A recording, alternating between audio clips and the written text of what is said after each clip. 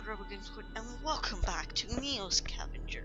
Today we will begin continuing the adventure of Mr. I'm Not Yet and found a crowbar and are now doing actually great. Let's go. Let's start. We last left off in the city, and we were just starting to explore it a bit. The Red Gnome. The Red Gnome is an exception in an already exceptional city. Situated on a busy corner in the Gate 11's Neon Alley, the single-story streamlined diner defies the densely packed high-rises and elevated roads. In fact, several adjoining buildings seem to grow over the diner using the participate above its roof. It seems almost untouchable in an otherwise warren of glittering skyscapes and patchwork overpasses. Okay, so first of all, I am now going to carefully read everything because one of my subscribers, you want to tell me to read slower? Yeah, that one. Thank you for the thing. I would love to have suggestions on what I can do better because I'm always trying to improve and get better at YouTube's and make the content better for you. So if you have any suggestions or things, probably won't go through soon enough because I'm pre-recording most of this. But anyway, just leave them and you'll see improvement episodes later. Even before entering, you get the sense that there's something unusual about the place. For one thing, despite a prodigious amount of tagging on every surface, the diner is left unmarred, as if those around here know better than to try. However, that ominous thought doesn't seem to deter anyone's hunger. A line shakes out from a takeout window under a sign posting, "Real soul food, real meat." Sounds like pushing through the stainless steel door, a rush of warm, greasy air fills your nose, replacing the damp coolness from outside. Your stomach urges almost instantly in anticipation of whatever you smell in the grill. The decor is somewhat less inviting, despite a number of lights. Most of them seem incapable of dispelling the dimness in this space, and sepia-stained curio along the walls seem to capture more of the creepy awkwardness of the diner's history than nostalgia. Padded stool line the countertop at width and the length of the outer wall, supporting ripped vinyl benches. A stark pattern of 1-inch towels dots the floor. Not surprising in retrospect that the takeout line was so long. Still, an open seat and a warm meal are promised land compared to eating condensed soup in the rain. You shove your stuff into an empty booth and start paging through the laminated menu. So we can get order combo 2 jumbo fried shrimp, collard greens, black eyed peas. We get music and peach cobbler. Order combo 3 Cadillac burger, mashed potatoes with gravy and cornbread. Order combo 1 fried chickens, mac and cheese, and red beans with rice. I'ma take the cheapest one with jumbo fried shrimp, collard greens, black eyed peas, and peach cobbler. Your eyes fixated on the kitchen door, you wait impatiently for the food. Doesn't even have to be your order. You'll gladly accept a misdelivered plate. When it does arrive, you have to resign yourself from growing feral in the diner. With some effort, you take a controlled bite of the first piece of shrimp.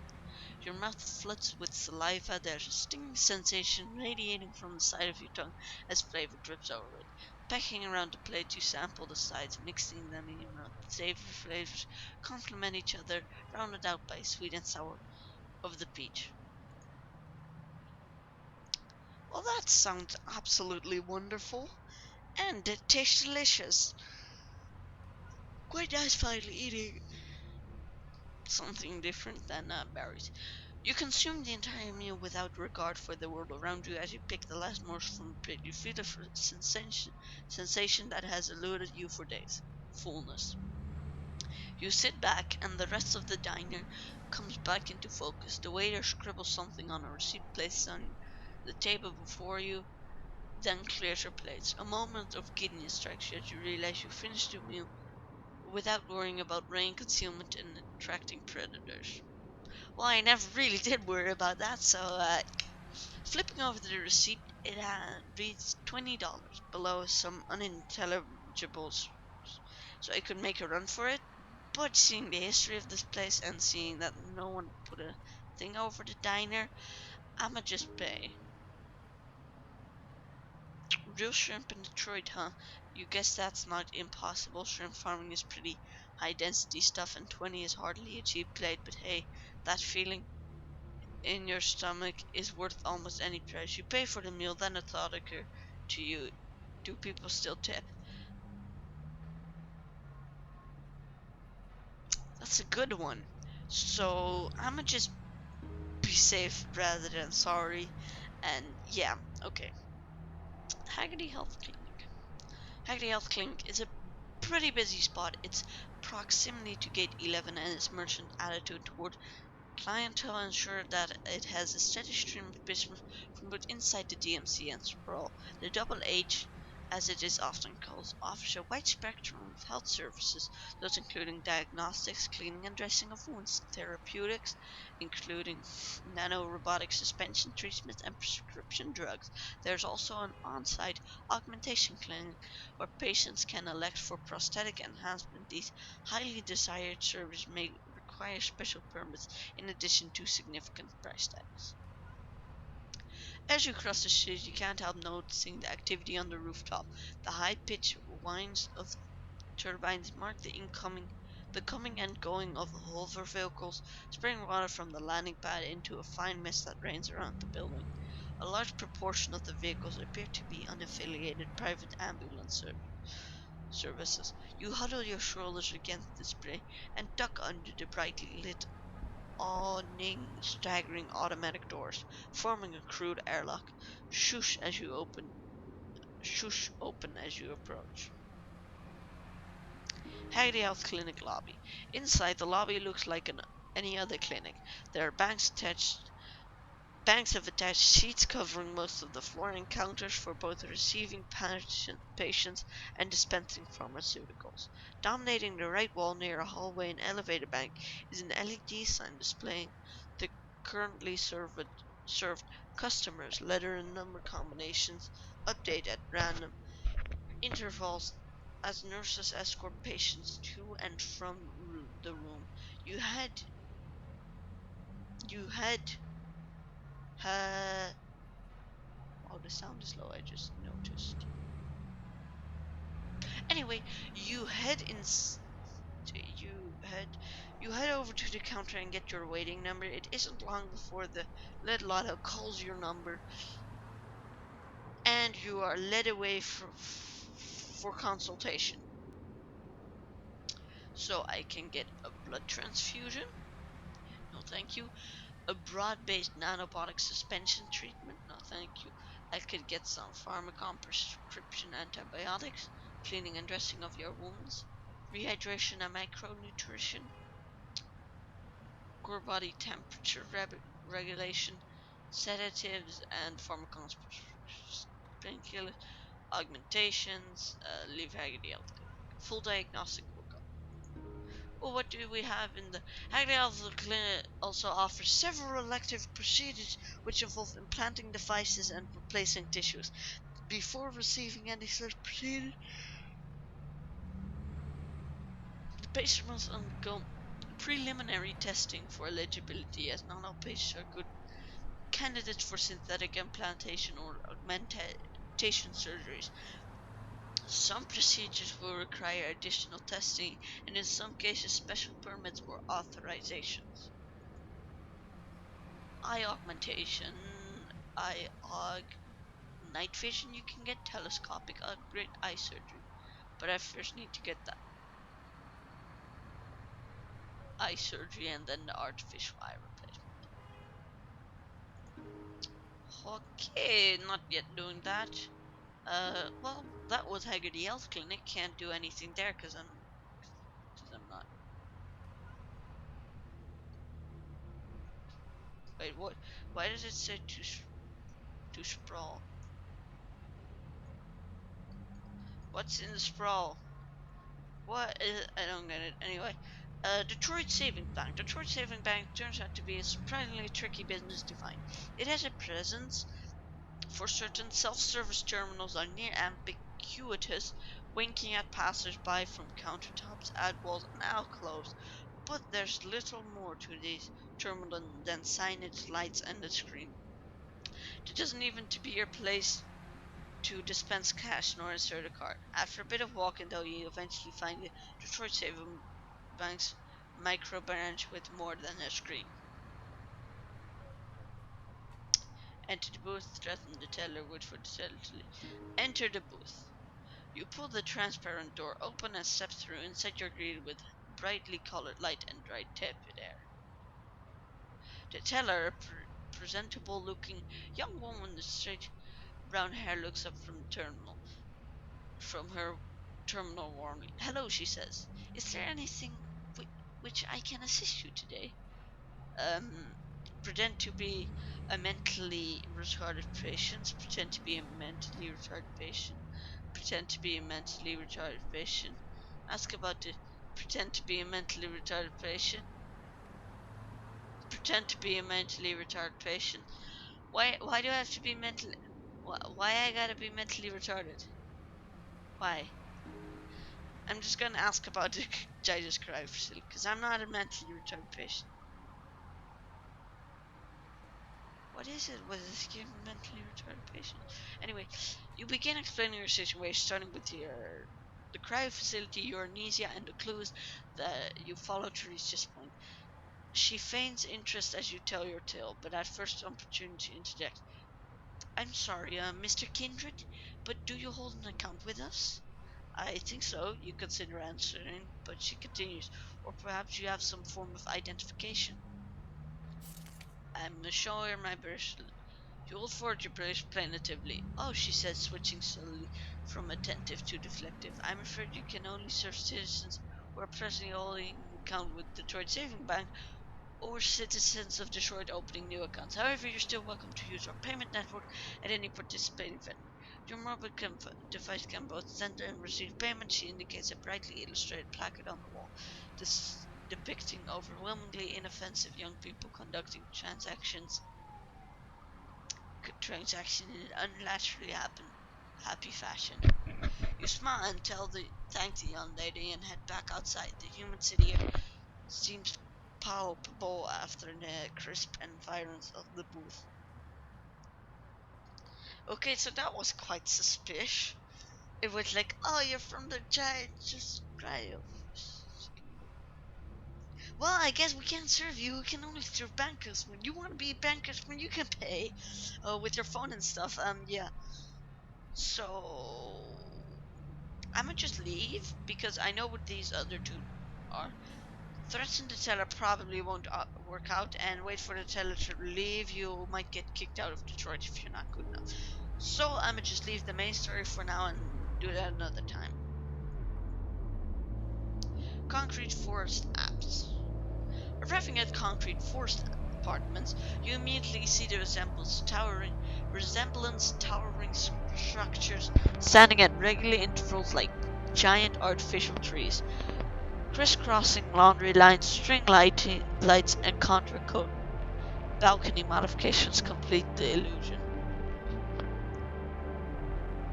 Below the ground is an organic patchwork of community gardens and trash heap, guttered husks of cars and playgrounds, those who call the forest home and those who sleep in the shadow. It feels a bit like a street fair collided with a refugee camp in the ghetto. You step into the block and start looking around. Okay, great. There's a canteen truck strategically positioned curbside near the main walk. People are lined up at the illuminated side window, and a mixture stream and smoke stream from its opening. Nearby music booms from where a crowd has gathered. It's all bobbing shoulders and legs from there. But you do see a car's hatchback sticking up from near the center. One of the towers has a C-store at ground level. A lonely few are inside, but it doesn't seem very public. And there's the ubiquitous knockoff vendor barking at passers-by.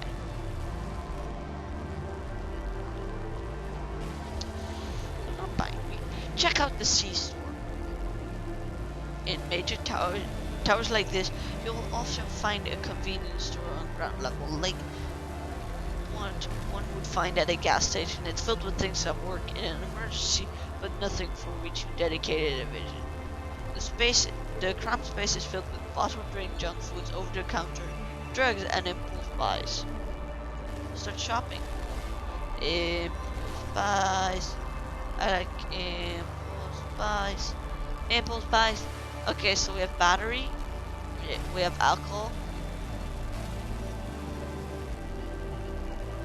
I'm taking the alcohol now. A handful of gummy bears. No, thank you. Those. Pills. Black whiskey bottle. Lighter. Taking that because lighters always help and they're useful. Should I take some batteries with me? I have some batteries, so I guess it can't hurt to keep backup batteries with me for if I find anything. And this, I think, has pure water in it. Well, yeah, I'm thirsty, but like not as thirsty that I'm gonna waste $11 on it. I don't need soup, I don't need pills. I could use with a disposable shopping bag since I only have since most of my stuff is running out. And my normal shopping bags are like very low percentage, so I'll take 2 plastic shopping bags. See ya. Uh, concrete forest, but anyway, let's wait. Wrong one. I'm gonna leave the apartments for now, and with that, I'm exiting the city. Let's check the junk market. Some bullets. It got not. It got a cardboard box. What's in that box? Okay. Anyway, let's pause and Detroit City got hearts. We don't want to mess with the ham. Wait, what? I'm near a campfire. Unlicensed power tap used to add more charges. Wait, we can get energy. Wait, let's see. Are these ain't full of energy? Let's charge my AA batteries. Great, so near the city we can recharge our batteries. That's good to know. Let's go into crafting. Communal trap. I'm I'm like a hobo standing around that. Crowbar with strap. Always great. Why is that great? Because I can put it around my shoulder for now, so I can pick up that 100% box. Yes. See how smart I am? Here it is. Placed in my hand. Transfer everything. I could just take 2, but no, I'd rather have my weapon equipped. My good weapon.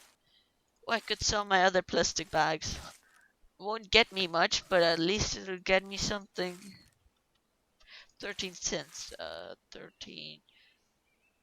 It got me about 60 cents, I would say, which is handy.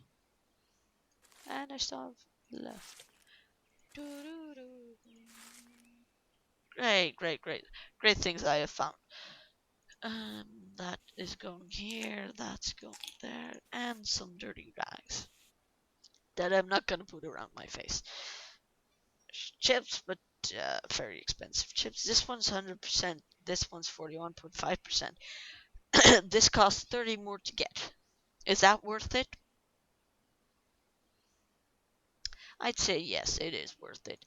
Because what's money for? Better chances at survival. Those are always nice. We can sell this box. Why not? We're not going to use it anyway, and otherwise we may as well get it back. Because everything costs the same. I really like this, that if you sell something, you can buy it back for the exact same price. So it's handy because then it's not like, oh crud, I sold something. Well, might as well start saving up, back up again to rebuy it because I did an accident. It's Daisy. Arrange the items. Oh, it's all nice and tidy. I'm gonna leave it all nice and tidy. What's here? Mine. I am taking the. Okay, but how do I? What do I replace it with? Oh, I already have a handful of string, so maybe another handful of string. It's not. Well, no. If we get this, we can like. How much? Oh, it's not very much. This is a dogman fur coat, so I am thinking about getting more of them. Anyway, I hope to find, cause what time of day is it? I don't know, but we need to go away from the city now. Cause first of all, around the city you won't find almost no loot, and ending turns takes longer because there are more people it has to basically do. Next one, we'll just continue going. And if you, it's no use in searching around the Detroit city because yeah, it won't help you because you won't find anything. It's been raided dry basically. I'm tired, which means it's gonna get dark soon, and I'd rather not be close to the city when it gets dark. Rather be as far away from it as possible. And I still need to get more drink.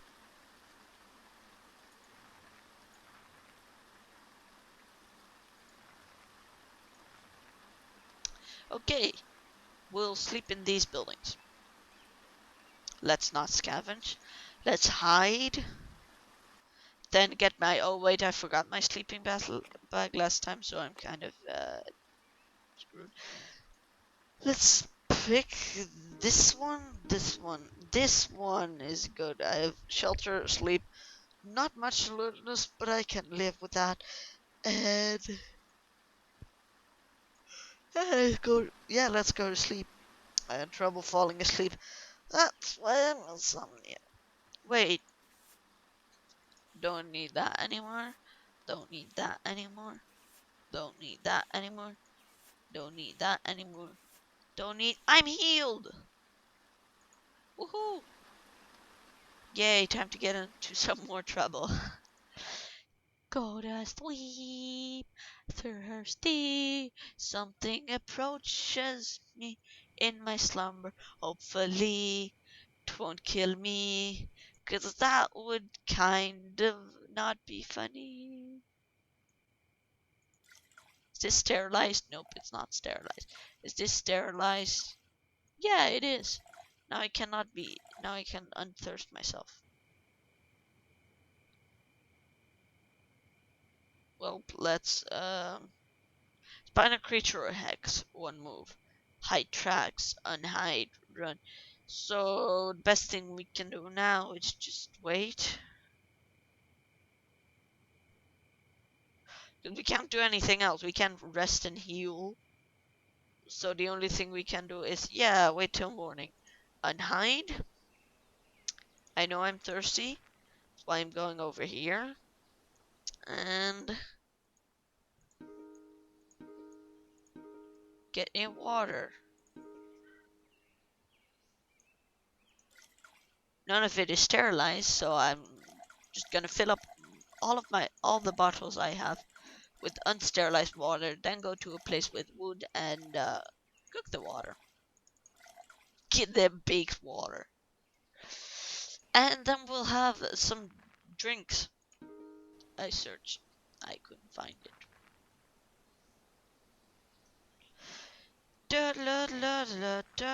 Let's scavenge. Because I still need to find food. Okay. Edible! Edible! Edible! Water.